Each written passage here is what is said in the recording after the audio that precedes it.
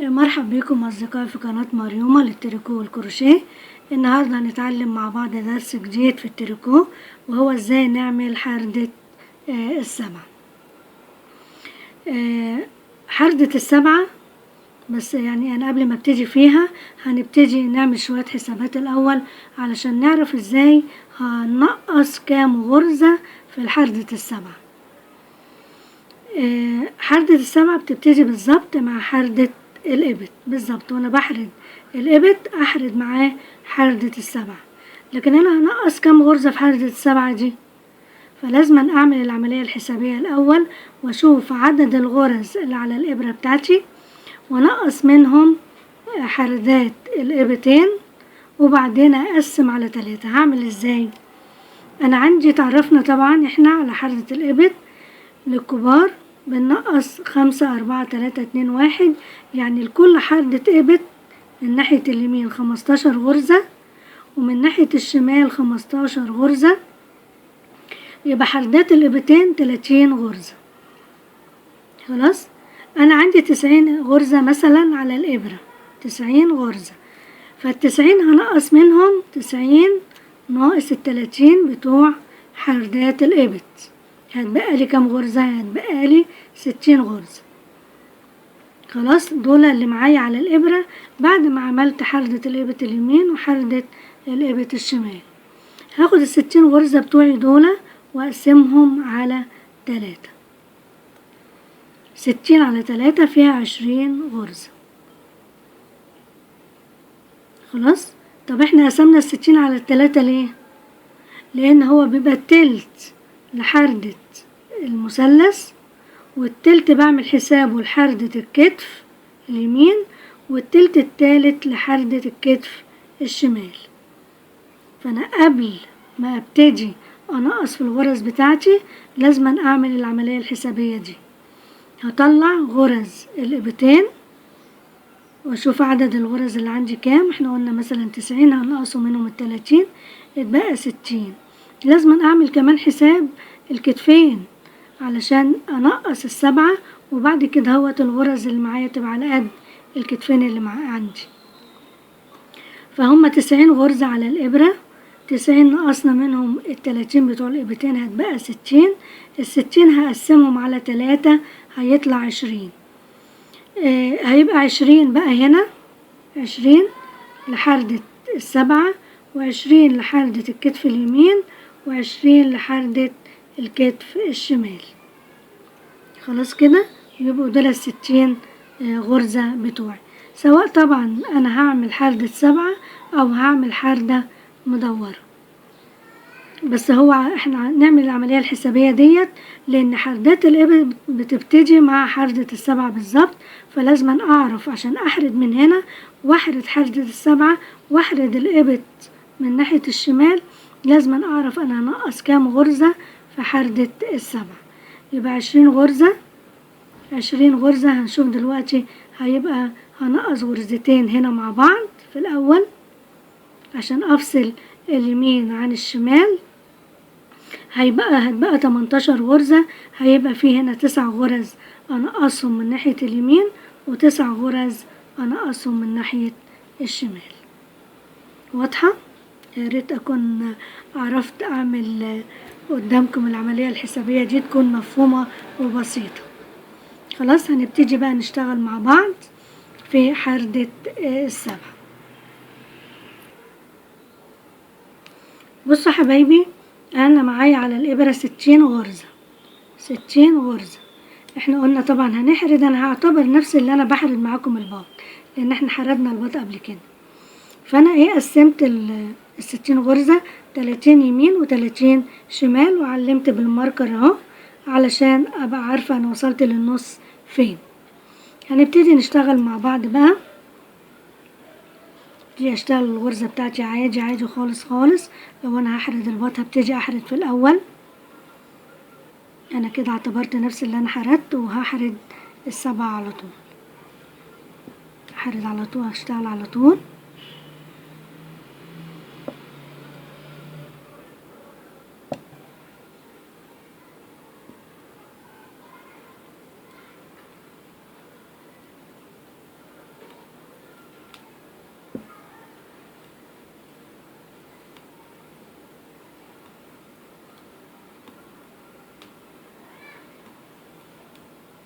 ابتدي الغرزة بتاعتي. طبعا لو انا بشتغل غرزة هشتغل غرزتي عادي خالص.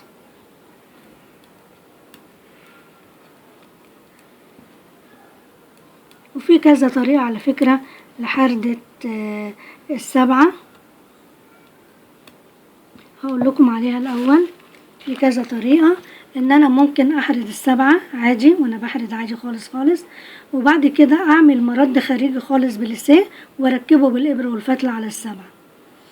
وفي طريقة تانية ان انا بحرد السبعة برضو، وبعد كده هوت بلقط بالابرة بتاعتي، القط الخيط لقط كده واشتغل بليسيه لقط بالشغل.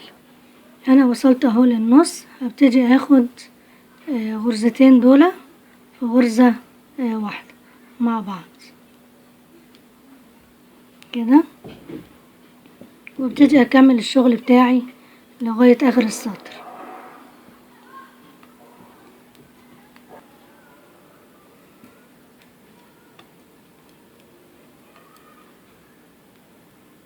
هقلب الشغل بتاعي بقى كده، السطر خلص اهو. هقلب الشغل واشتغل عادي خالص لغاية لما اوصل للغرزتين اللي انا قفلتهم في غرزة واحدة، اللي هم احنا معلمين على عندهم بالماركر اهو. خلاص هشتغل وهاجي لحد هنا.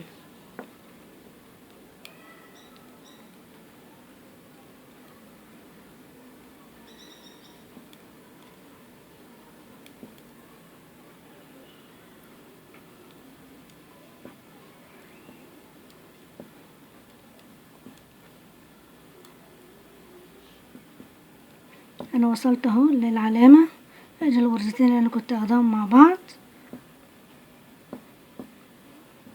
هبتدي بقى حبايبي اعمل هنا فتلة، لان انا كده قسمت الشغل، ادي يمين وادي شمال. هجيب فتلة بقى تانية اشتغل بيها الجزء التاني اللي هو ده، ادي كده اهو كده اشتغل بالفتلة التانية. بس حبايبي انا عايزة اقول لكم حاجة بقى، احنا لما خدنا هنا غرزتين في غرزة واحدة اصبح هنا في 30 غرزة وهنا 29 غرزة، فانا عايزاهم الغرز يكونوا قد بعض، فهزود غرزة وانا ماشية في المنطقة اللي انا اخدت منها الغرزة نقصتها.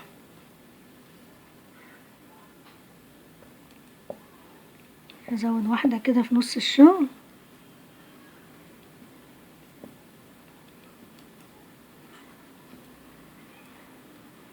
احنا عارفين علامة التزويد بتبقى كده، بناخده الفتلة دي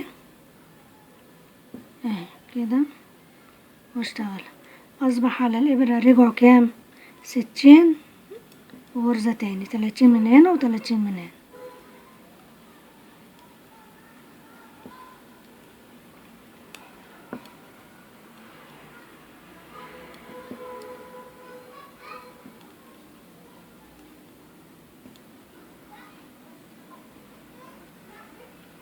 هكمل لغاية اخر السطر، هعدل الشغل بتاعي وابتدي اشتغل برضو لغاية الغرزتين اللي احنا واخدينهم. قربت اوصل اهو للعلامة للماركر، بس انا هعمل بقى حردة السبعة ديت، هعمل فيها المرد منه فيه، يعني هعمله البليسيه منه فيه. فانا هعمل البليسيه عرضه 4 غرز، هاخد قبليها غرزتين مع بعض. قبل ما اوصل للبليسيه هاخد غرزتين كده مع بعض، وبعدين اعمل دول بقى واحدة مقلوبة وواحدة معدولة زي البليسيه. يعني هعمل واحدة الاول مقلوبة، وبعدين واحدة معدولة، واحدة مقلوبة، وواحدة معدولة. هاجي بقى للجزء التاني اللي على الابرة، همسك الفتلة التانية، هسحب الفتلة بتاعتي، هما 4. اشوف انا هعمل البليسيه بقى ابتدي بيه عدل ولا مقلوب. هما ال4 غرز اهم، وادي الغرزتين اللي انا هاخدهم مع بعض اهو. فانا هعمل بقى ايه؟ ديت مثلا عدلة مقلوبة عدلة مقلوبة. طب انا عايزة دي معدولة، تبقى معدولة مقلوبة معدولة مقلوبة. يبقى ناخد اول واحدة معدولة زي ما هي، هسحبها من على الابرة بس كده، وبعدين اعمل الغرزة المقلوبة، بعدين واحدة معدولة، واحدة مقلوبة، واحدة معدولة. لا، يبقى كده نقص واحدة من هنا، عشان كده هما 4 هم مقلوبة. وبعدين انا عايزة انقص من ناحية الشمال، طبعا ناحية الشمال ما ينفعش التنقيص فيها، فانا هنعمل طريقة اسمها الاس اس كي ديت، ان انا بسحب الابرتين اللي على الابرة الشمال كده على الابرة اليمين، واطلعهم على الابرة اليمين كده، وادخل فيهم الابرة الشمال مرة تانية، وبعدين اعمل لفة على الابرة واطلعهم. انا كده اخدت الغرزتين من غير ما يسيبولي فتحة ولا علامة في الشغل. ابتدي بقى اشتغل انا شغلي عادي خالص لغاية اخر السطر.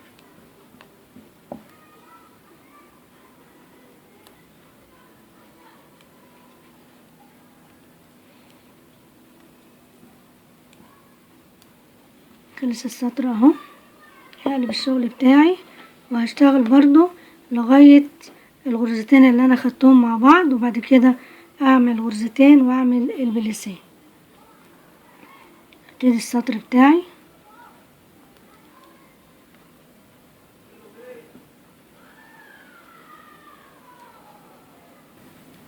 يا حبايبي احنا وصلنا اهو، ادي 2 4 اللي هما البليسيه، والغرزتين دول اللي احنا هناخدهم مع بعض في غرزة واحدة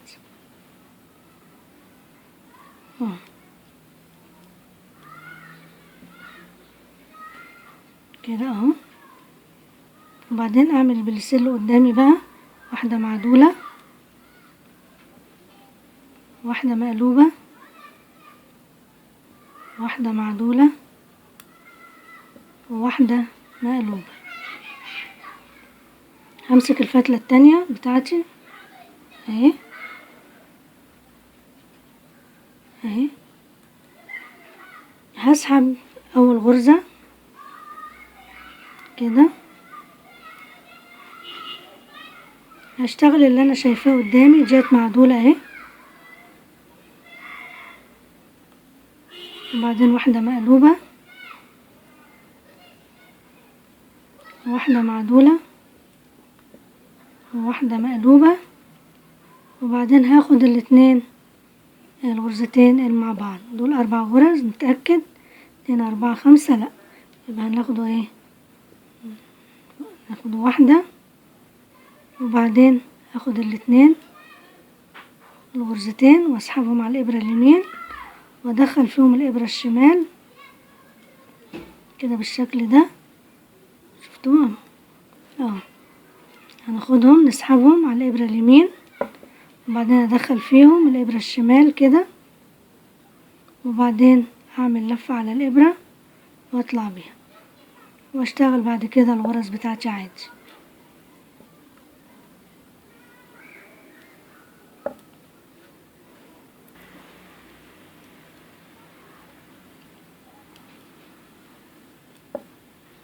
هعدل الشغل بتاعي وهشتغل عادي خالص برضو لحد ما اوصل للغرزتين اللي مع بعض، واعمل برضو البليسيه بتاعي.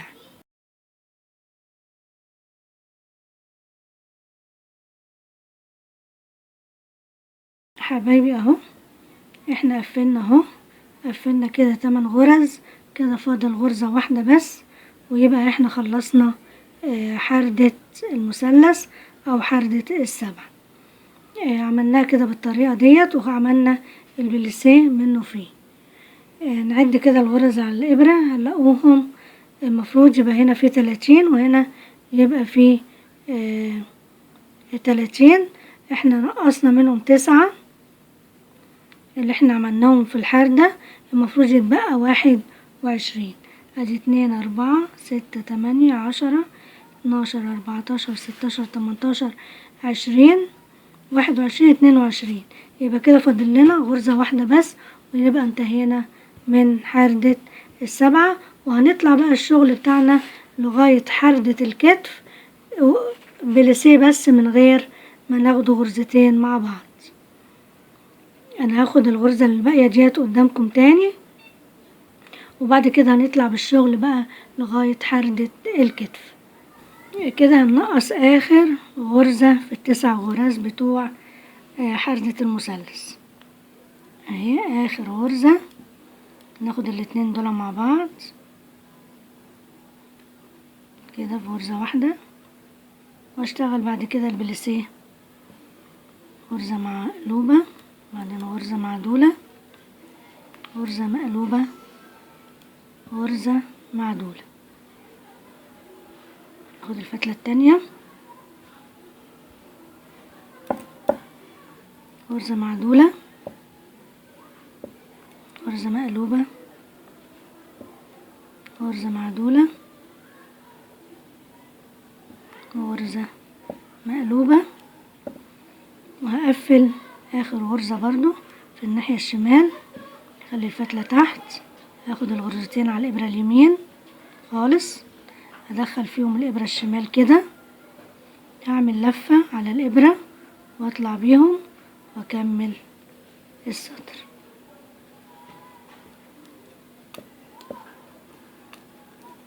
كده خلصنا حردة المثلث. هبتدي اشتغل بقى، احنا كده يعتبر خلصنا كمان حردة الابط. انا عايزة اعرف انا هعمل بقى طول قد ايه. فحردة الابط مثلا خلصت اهي. بعد الحردة زي ما احنا قلنا هنا، بعد الحردة هقيس 15 سنتي. بعد حردة الابط هقيس 15 سنتي، وبعد كده ابتدي احرد حردة الكتف. خلاص، يبقى انا هتني برضو شغالة في حردة ال7 زي ما انا لغاية لما اخلص حردة الكتف كلها خالص خالص خالص لحد اخر غرزة. فانا مش هنقص بقى في العدد، هطلع بالعدد معايا زي ما هو لغاية فوق. خلاص، وادي حردة 7 وهوريها لكم برضو اهي. ادي حردة 7 او حردة المثلث ديت اللي بالليسيه منها ايه، منها فيها. خلاص كده حبايبي، انا اشتغلت شوية اهو بعد التنقيص، بعد ما نقصنا وخلصنا خالص. اشتغلنا طبعا عادي خالص لغاية قلنا ما نقفل الشغل كله، نعمل حردة الكتف ونقفل. ادي شكلها اهي بعد التنقيص اهي. دي تنقيص، ودي هنا ايه بعديها هنا مفيش تنقيص اهو. هنشتغل عادي، بس هنشتغل ال4 غرز بتوعنا اللي هما البليسيه المقلوب مقلوب والمعدول معدول. ادي شكل الحردة المثلث اهيت. بتبقى سهلة لان هي البليسيه بتاعها بيبقى منها فيها. لو انا حاسة بقى ان هنا هي ممكن تكون واسعة شوية سنة، ممكن بالفتلة اللي انا لضمتها من ناحية الشمال علشان اشتغل بيها، ممكن اخد غرزة واحدة كده اهو، كده اقفل بيها كده كده، اقفل بيها ال7 من تحت خالص اهي اهي. خلاص، هنشوف شكلها كده اهي، قفلت معانا، قفلت خالص معانا اهي، وبقت حتة واحدة. خلاص حبايبي، ونتابع مع بعض وهنكمل بقية الحردات مع بعض. حبايبي، اتمنى ان يكون الشرح وافي وقدرت افيدكم، وياريت اللي عجبه الفيديو يعمل لايك، ولو عايزين تتابعونا وتشوفوا فيديوهاتنا اشتركوا، وما تنسوش تدوسوا على الجرس علشان يوصل لكم اشعار بكل فيديو جديد احنا بننزله. لو عندكم اي استفسار او اي تعليق ما تنسوش تسيبوه في التعليقات، وانا هرد عليكم واتواصل معاكم من خلاله. ولو انتوا عايزين اي حاجة تانية في التريكو ممكن تكتبولي وانا اتابع معاكم. شكرا لكم ولمتابعتكم، وربنا معاكم.